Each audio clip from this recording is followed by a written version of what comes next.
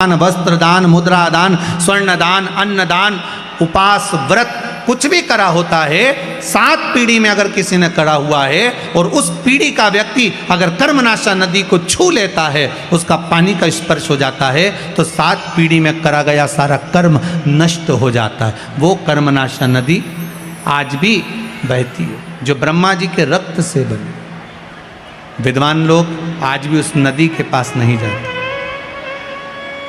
उस नदी के करीब में नहीं पहुंचते।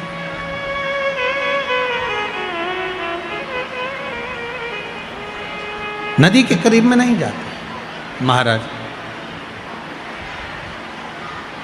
शंभु शरणे पड़ी, एक निवेदन अगर आप लोग स्वीकार करें तो, सभी लोग अगर स्वीकार करें तो बैठे बैठे ही थोड़ा थोड़ा सा खसक जाइए। बाहर पानी आ रहा है, इसलिए आप थोड़ा थोड़ा सा बैठे बैठे खसको, खड़े मत होइए, बैठे रहिए, बस उसको थोड़ा सा आप स्वीकार करिए, जिससे आप लोग आराम से बैठे रहें। बैठे बैठे खसक जाओ। आप शंकर के भगत हो, शिव आपके हृदय में बैठा हुआ है, बस आप उसको स्वीकार करते हुए कुछ देर की और बात है। भगवान विष्णु बोले, प्रभु आप तो सामर्थ्यवान हैं, आप सब कुछ कर सकते हैं। भगवान उसी समय पर ब्रह्मा जी के कटे हुए सिर को बट वृक्ष बना देते हैं। काय का वृक्ष बनाया है? बट वृक्ष। भगवान शंकर ने कहा, सुनो ब्रह्मा जी, हे ब्रह्मदेव, तुम्हारा जो सिर कटा है ये बट वृक्ष के नाम से पूजा जाएगा। इस बड़ के पेड़ के नीचे लोग पिंडदान करेंगे, तर्पण करेंगे, भजन करेंगे, स्मरण करेंगे और मेरी भक्ति को धारण करेंगे। शिव जी स्वयं उस बट के पेड़ के नीचे विराजमान हुए। शंकर जी का एक नाम हो गया बटकेश्वर महादेव। क्या नाम पड़ा है? बटकेश्वर महादेव। महाराज, जिसका कर्जा ज़्यादा बढ़ जाता है, आवक रुक जाती है, कोई कर्जा ज़्यादा हो गया, पैसे नहीं आ रहा है, अदालत में कोई केस चल रहा है, निपट नहीं रहा, तो उसके लिए बटकेश्वर महादेव का पूजन किया जाता है। लिंग पुराण में लिखा है कि बटकेश्वर पूजन जो होता है वो भगवान बड़ के पेड़ के नीचे शिवलिंग का निर्माण कर कर, या बड़ के पेड़ के नीचे कोई शंकर भगवान का शिवलिंग हो, वहाँ पर इस पूजन को किया जाता है। जिस व्यक्ति पर कर्जा ज़्यादा हो जाए, या अदालत में या कहीं कोर्ट केस हुआ हो, या तकलीफ आ रही हो, तो बटकेश्वर महादेव का पूजन मान्य है। छोटे से शिवलिंग का निर्माण बट वृक्ष के नीचे करना। और पहले भी आप लोगों को कहा है, ज़्यादा बड़ी मूर्ति घर के अंदर ना हो। प्रयास करिएगा अंगुष्ठ आकृति के बराबर की मूर्ति हमारे घर के अंतर्गत हो। और अगर बड़ी मूर्ति भी आपके घर में है तो इसका मतलब ये नहीं कि आप उसको निकाल दें, उसको भी पूजन में रखो, वो अपनी पुरातन है, उसका भी स्मरण करिए। पर प्रयास करो कि बाजार से कोई नए देवता की मूर्ति ज़्यादा एकत्रित नहीं करना। आज के ज़माने में बड़ी परेशानी है। जिस तीर्थ में जाते हो वहाँ से मूर्ति लेकर आ जाते हो। बद्रीनाथ जी घूमने गए तो बद्रीनाथ जी को लिया, द्वारका जी गए तो बोलते जाओ जरा, द्वारका जी को लिया, जगन्नाथ जी गए जगन्नाथ जी को लिया। इतने सारे देवता घर में रखे हैं। अब भगवान की पूजन हो रही नहीं हो रही, थोड़ी बहुत पूजन हुई, थोड़ी बहुत नहीं हुई। अब छोटी जगह में, अब जैसे आप लोग अगर पास में आप लोगों को बिठा दिया जाए तो परेशानी होती कि नहीं होती? जम के तो बोलो जरा, होती है ना? अब तुम्हारा इतना बड़ा तो मंदिर घर के अंदर, कितना बड़ा मंदिर, छोटा सा तुम्हारे घर में मंदिर, इतने बड़े मंदिर में वहीं शंकर जी बैठे, वहीं राम जी बैठे, वहीं कन्हैया जी बैठे, वहीं लड्डू गोपाल, वहीं पर लक्ष्मी जी, वहीं पर दो गणेश जी, वहीं पर सारे देवी देवता। बद्रीनाथ गई तो उनको भी लाया, जगन्नाथ गई उनको भी लाई, रामेश्वर गई उनको भी लाई, सारे देवता वहीं इकट्ठे। और सुबह से उठ कर गई, इतनी सी शक्कर ले गई।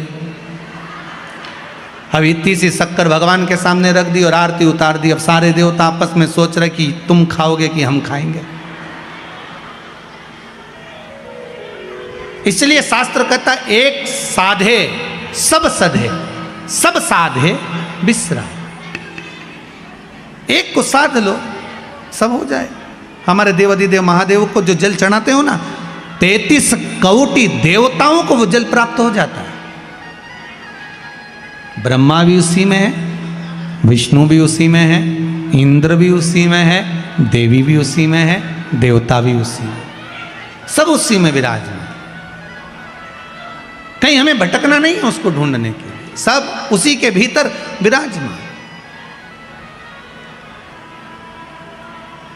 एक बेलपत्री का पत्ता, मात्र एक बेलपत्री का पत्ता, जिसके भीतर ब्रह्मा भी है, विष्णु भी हैं, शिव भी हैं, और इस बेलपत्री के बीच वाली पत्ती से लेकर जहां 2 पत्तियां रहती हैं, उस पत्ती के बीच में जो गैप होता है डंडी का, इसमें 64 योगनियां भी हैं।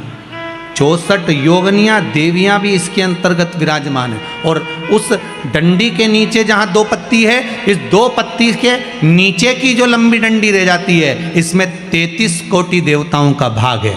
उस डंडी के नीचे जो छोटा सा एक मोटा सा भाग रह जाता है, कई बार आप लोगों ने बेलपत्री को तोड़ा होगा तो नीचे एक मोटा सा भाग रह जाता है, महाराज उसके अंतर्गत सारे तीर्थों का भाव जागृत रहता है। उस बेलपत्री को केवल साधारण ना समझे, शिव को अगर समर्पित कर रहे हैं तो वो संपूर्ण उसी के अंतर्गत है,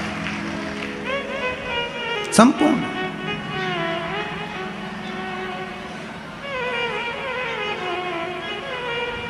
केवल आप लोगों ने बेलपत्र अगर कभी शिवजी पे चढ़ी हुई, हम तो कई बार निवेदन करते हैं कि आप उसका सेवन हफ्ते में एक बार, जिसको भी शुगर हो, बीपी हो, थायराइड हो, हफ्ते में एक बार शंकर जी पे चढ़ी हुई बेलपत्र अवधूतेश्वर महादेव के नाम से, कौन से महादेव?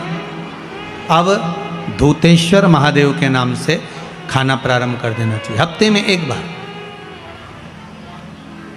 और जिसके भी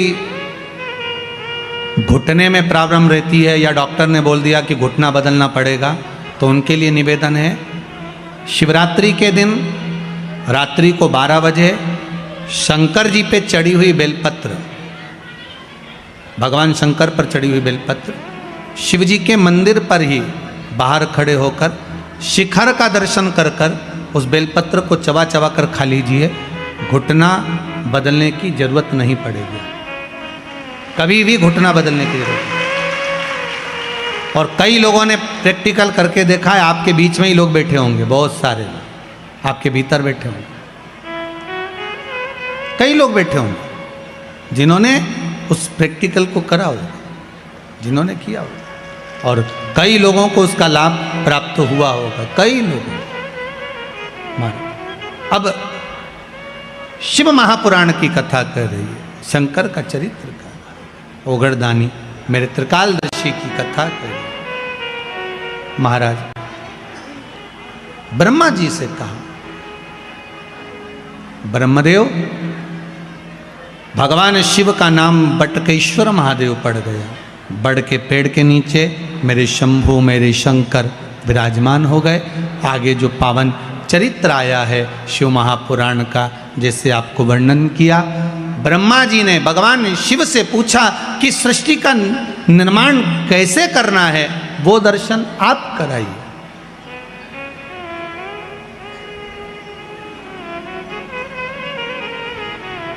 इस सृष्टि खंड को बढ़ाना कैसे है, उसका वर्णन आप करें। महाराज शिव कथा कहती है, ब्रह्मा जी के लिए भगवान स्वयं वर्णन कर कर जाते हैं कि आप एक काम करिएगा, आधा पुरुष आधे स्त्री का निर्माण करिएगा। पुरुष और स्त्री का निर्माण करना था, ब्रह्मा जी को भान नहीं हो पाया, उन्होंने पुरुष और स्त्री को मिलाकर निर्माण कर दिया, जिससे किन्नर उत्पन्न हो गए। अब किन्नर उत्पन्न हुए तो भगवान विष्णु और भगवान शंकर दोनों आ रहे थे, मेरे शिव आ रहे थे। भगवान विष्णु ने देखा कि चारों तरफ किन्नर ही किन्नर हैं, जहां देखो किन्नर नृत्य कर रहे हैं, ताली बजा रहे हैं, स्मरण कर रहे हैं। इतने में तो भगवान विष्णु को हंसी आ गई, बड़ी जम के भगवान नारायण हंस दिए, बहुत ठाका लगाकर। जैसे ही भगवान विष्णु हंसे तो भगवान शंकर ने पूछा, क्या हुआ नारायण, आप हंस क्यों रहे हो? भगवान विष्णु ने कहा, प्रभु आपने ब्रह्मा जी से कहा था कि सृष्टि का निर्माण करो, पर ब्रह्मा जी ने कैसी सृष्टि बनाई, चारों तरफ किन्नरों को उत्पन्न कर दिया।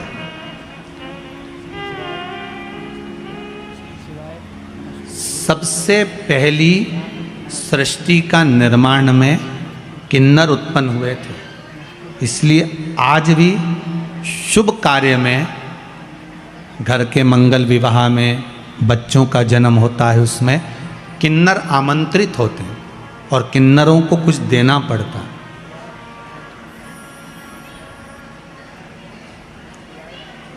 ये भगवान ब्रह्मा की बनाई हुई सृष्टि में से प्रथम सृष्टि में किन्नर थे। भगवान विष्णु हंस दिए, शंकर भगवान को थोड़ा सा क्रोध आ गया कि ब्रह्मा जी ने निर्माण करा और तुम हंस रहे। शिव महापुराण की कथा कहती है, कभी अंधे को देखकर मत हंसो, कभी लूले को, विकलांग को, चरण नहीं, हाथ नहीं, बहरा है कोई, वाणी से विहीन है कोई, उसको देखकर कभी नहीं हंसना।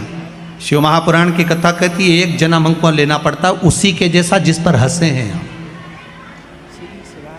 और भगवान विष्णु को भी लेना पड़ा किन्नर का अवतार, भगवान नारायण को भी किन्नर बनना पड़ा है, केवल हंस दिए थे थोड़ा सा। और भगवान विष्णु जो ठहाका लगाकर हंसे, शंकर भगवान ने कह दिया, नारायण आप ब्रह्मा की बनाई हुई सृष्टि पर किन्नरों पर हंसे हो, आपको पृथ्वी पर जाकर किन्नर बनना पड़ेगा, आपको भी किन्नर बनना पड़ेगा। भगवान विष्णु की आंख में से जल बह गया, नारायण रो दिए, शिव आप मुझसे कह रहे हो कि मुझे किन्नर बनना पड़ेगा? हाँ, क्योंकि आप ब्रह्मा की बनाई हुई सृष्टि पर हंसे हो। और आया समय, जिस समय पर पांडव और कौरवों का युद्ध प्रारंभ होना था। कुरुक्षेत्र की भूमि पर जब युद्ध करने के लिए कौरव और पांडव पहुंचे, तो कुरुक्षेत्र की भूमि पर चंडी प्रकट हो गई। कुरुक्षेत्र की भूमि पर चंडी प्रकट हुई और चंडी ने कहा, सुनो कौरव और पांडव, ये भूमि मेरी है, भूमि पर युद्ध करने से पहले कौरवों को अपने परिवार में से किसी एक की बलि देना पड़ेगी और पांडवों में से परिवार में से किसी एक की बलि देना पड़ेगी, तब तो तुम इस कुरुक्षेत्र की भूमि पर युद्ध लड़ सकते हो। अब कौरव तो खुश हो गए, क्योंकि हम 100 भाई, एक आध अगर बलि में मर भी गया तो 99 तो बचेंगे।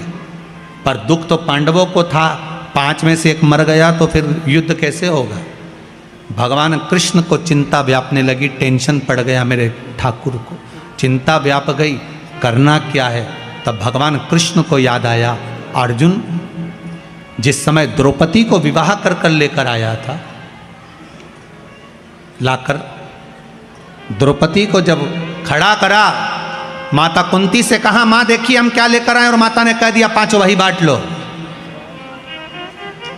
द्रौपदी ने अर्जुन से पूछा, क्या बात है? अर्जुन ने कहा, तुम्हें 5 पतियों की पत्नी बनना पड़ेगी। द्रौपदी ने कहा, मैं पत्नी बनने को तैयार हूं, पर शर्त एक है, मेरे कक्ष में 1 वर्ष में 1 पति रहेगा। अगर दूसरा पति मेरे कक्ष में अगर आ जाता है तो उसको 5 वर्ष के लिए वन भोगना पड़ेगा। अगर मैं 5 पतियों की पत्नी बन सकती हूं तो थोड़ा संकल्प आपको भी लेना पड़ेगा। अर्जुन ने 5 से पूछा, 5 तैयार थे। आज जिस कक्ष में भीम के साथ में द्रौपदी रह रही थी, इतने में एक ब्राह्मण दौड़कर अर्जुन के पास में आए, अर्जुन अर्जुन मेरे पुत्र को सिंह उठाकर ले गया है, मेरे बेटे को बचा लीजिए अर्जुन, जल्दी बचाओ। अर्जुन ने कहा, मेरा गांडीव कहाँ है? ढूंढते ढूंढते अर्जुन उस गांडीव को लेने के लिए भीम के कमरे में चले गए, भीम के कक्ष में चले गए। और द्रौपदी ने उसी समय पर कह दिया, सुनो अर्जुन, तुम भले गांडीव उठा कर ले जाओ और उस ब्राह्मण के बच्चे को बचा लो, पर तुम्हें 5 वर्ष के लिए वन जाना पड़ेगा। अर्जुन ने कहा, मैं स्वीकार करता हूँ। 5 वर्ष के लिए अर्जुन बन गए। नागों की कन्या उलूपी के साथ में अर्जुन का विवाह हो गया, एक पुत्र का जन्म हो गया जिसका नाम आरावन था। क्या नाम था? आरावन। पुत्र को जन्म देकर अर्जुन वहीं पर छोड़कर अपने राज्य में आ गए। आज भगवान कृष्ण ने अर्जुन से कहा, अर्जुन पांडवों में से किसी एक की बलि देना है। तू जब वन में गया था तो तेरा एक बेटा हुआ था, उस बेटे को लिया, बलि उसी की चढ़ाएंगे। जाओ, है तो पांडवों का ही, जाओ लेकर आओ। आरावन को लेकर आए। आरावन ने कहा, पिताजी चिंता मत करो। उसको नहीं मालूम था कि मेरी बलि चढ़ने वाली है, उसको नहीं मालूम था कि मेरी बलि चढ़ जाएगी। आरावन ने कहा, पिताजी चिंता मत करो, युद्ध के मैदान में मैं कौरवों को काट काट कर पटक दूंगा, आप क्यों चिंता करते हो। आए आरावन, भगवान कृष्ण मिलने के लिए गए आरावन से। भगवान कृष्ण ने कहा, आरावन आपको मालूम है कि क्यों आए हो। आरावन ने कहा, मुझे युद्ध लड़ना कौरवों से। आरावन आपको मालूम नहीं, आपकी बलि चढ़ना है। कौरव और पांडवों में से एक एक बलि जाना है चंडी देवी को प्रसन्न करने के लिए। कौरवों में से एक जा रही है तो पांडवों में से भी एक जाना है, इसलिए आपको लेकर गए हैं, आपकी बलि चढ़ना है। आरावन आपको दुख नहीं होगा। आरावन कहते हैं, मैं बलि चढ़ने को तैयार हूं, मरने को तैयार हूं अपने पिता के लिए, अपने परिवार के लिए। पर बात इतनी सी है, मैं कुंवारा हूं। अगर कुंवारा मर गया, मैं कुंवारा हूं, पर अगर कुंवारा मर गया तो शिव महापुराण, अग्नि पुराण, पद्म पुराण, विष्णु पुराण, नर्मदा पुराण, लिंग पुराण, नारद पुराण, ब्रह्मवेत्ता पुराण, ब्रह्म पुराण, सारी पुराणे कहती है कुंवारी अवस्था में अगर कोई मर जाता है तो ना तो उसकी तिलांजलि होती है, ना उसका तर्पण होता है, ना उसका पिंड होता है, उसकी मुक्ति नहीं होती। कोई गया जी में जा जाकर कुंवारी अवस्था वालों का कितना भी पिंडदान कर दे तो भी उसका मोक्ष नहीं होता। कोई ब्राह्मण को कितना भी भोजन करा दे तो भी कुंवारी अवस्था वालों का मोक्ष नहीं होता। कोई बद्रीनारायण में जाकर ब्रह्म कपाली कर दे तो भी कुंवारी अवस्था में मरने वालों की मुक्ति नहीं होती। तो फिर कुंवारी अवस्था में अगर मैं मर जाऊंगा तो मुझे मोक्ष कैसे मिलेगा। इसलिए मेरा एक विनती स्वीकार करोगे। भगवान कृष्ण ने पूछा, क्या। आरावन कहता है, मेरी शादी कर दो, इसके बाद मेरी बलि चढ़ा दो। भगवान ने मन में विचार करा, कल बलि चढ़ना है, आज ही का दिन बचा है, शादी के लिए लड़की कौन तैयार होगी, फिर भी तैयारी करो। भगवान कृष्ण ने अर्जुन, भीम, नकुल, सहदेव सबसे कहा, जाकर ढूंढो, कोई लड़की मिल जाए। चारों तरफ ढूंढा पर कोई लड़की नहीं मिली जिससे विवाह करना था। कौन देगा लड़की। जिस पिता को मालूम है कि कल मरने वाला है, बेटी बेधव्य हो जाएगी, कौन देगा। किसी ने बेटी नहीं दी, किसी ने बेटी नहीं। भगवान कृष्ण ने विचार करा, शंकर भगवान ने कहा था कि पृथ्वी पर जाकर तुम्हें किन्नर बनना पड़ेगा। भगवान कृष्ण आधी रात को किन्नर का रूप रख लिए और आरावन से शादी कर ली है। किन्नर का रूप, भगवान कृष्ण ने किन्नर का रूप धारण करा, आरावन से विवाह करा। इसलिए आज भी किन्नर मांग में सिंदूर भरते हैं, हाथ में चूड़ी पहनते, पाँव में बिछुड़ी पहनते, गले में मंगलसूत्र पहनते। कोई पूछे उनसे कि इनका पति कौन है तो किन्नरों का विवाह आधी रात को होता है, जैसे भगवान कृष्ण किन्नर बन के विवाह करे थे आरावन से। किन्नरों का विवाह आज भी आरावन से होता है, आधी रात को होता है। रात को होने के बाद उस घड़े से विवाह कर कर घड़े को सुबह फोड़ दिया जाता है, क्योंकि भगवान कृष्ण सुबह रात्रि को किन्नर बने और सुबह आरावन की बलि चढ़ गई, इसलिए उस घड़े को फोड़ दिया जाता। भगवान कृष्ण को भी किन्नर बनना पड़ा। आप किसी विकलांग पर, आप किसी कमजोर पर, आप किसी बेहीन पर अगर हंसते हो, एक जन्म आप भी तैयार रखिए कि आपको उसका लेना पड़ेगा। क्यों हंसो। उसको देखकर तो दुख होना चाहिए कि बेचारे की माना दशा है। अब ये तो भगवान ही जानता है कि किस कारण से व्यक्ति को भोगना पड़ रहा है। ये तो वो दातार दयालु ही जानेगा, भगवान ही जाने। कुंवारी अवस्था में मर गया तो मुझे नरक भोगना पड़ेगा।